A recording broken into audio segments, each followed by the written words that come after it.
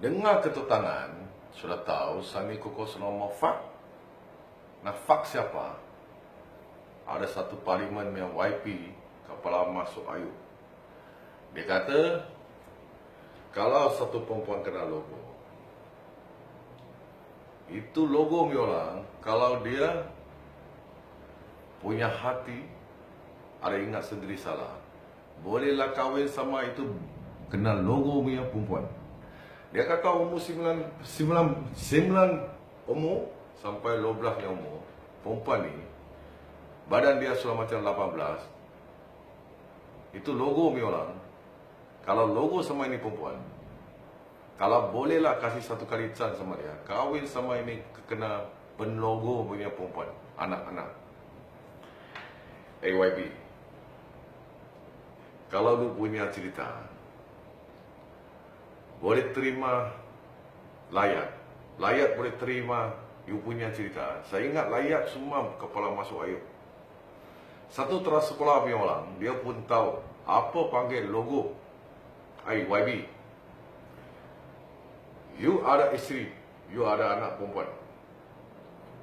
Kadang ada orang logo you punya anak, lepas tu dia cakap saya suka punya anak, baru saya logo you punya anak, mintalah saya kahwin. You bagi ke tak bagi?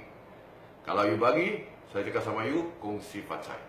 Kalau you tak bagi, you pergi lepot, I fuck you. You sendiri, hantam you sendiri ke kepala. Angkat, lancar hantam sendiri ke kepala. You punya cerita semua itu bodoh punya cerita. Undi sudah mau sampai. Parlimen ingat memenang. Tapi you punya cerita, kasih semua YP, Parlimen YP semua jatuh lengkap. You ini orang boleh jadi YP. Saya Sani Koko boleh jadi YP juga. Saya punya cerita, kadang-kadang selalu teringung cerita.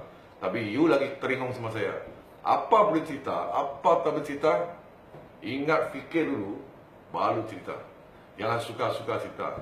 Malaysia sudah maya kasih orang ketawa. Kita parlimen mau menang. Kita mau layak punya sokong. Tapi lama-lama mesti keluar satu YB macam you, Kepala Masuk Ayub punya orang. Kalau tak tahu cerita, duduk diam-diam, jangan cerita banyak-banyak. Malaysia semua orang sudah ketawa. Banyak orang suka ketawa. You punya cerita semalam keluar, satu juna orang ketawa. Kenapa Malaysia punya YP boleh suka-suka cerita, suka-suka cakap. Logo punya orang, semua orang tahu buat logo mesti kena lepok, kena tangkap, kena lokap. Tapi you punya cerita tak payah. Kasih satu kali chance sama dia, kahwin sama itu penuh, kena logo punya perempuan, baru itu kena logo punya perempuan, baru ada suami. Ini cerita puki lah. Saya tak mau cakap foto lah. Ini cerita puki lah.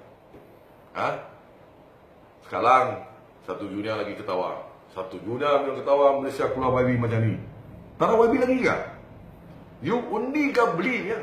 You punya YB undi ke belinya? Sendiri ingat, you punya YB undi ke belinya? Betul?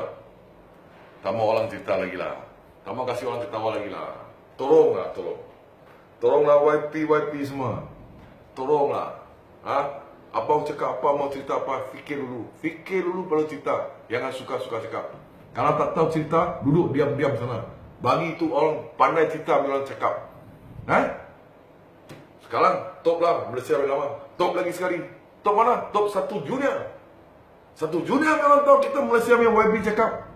Kalau you logo dan perempuan, you boleh pergi kahwin sama dia. Macam ini saya suka you punya anak, saya bagi logo dia punya anak, lepas tu saya minta kahwin. You bagi ke? Kalau you cakap bagi, besok semua orang boleh logo.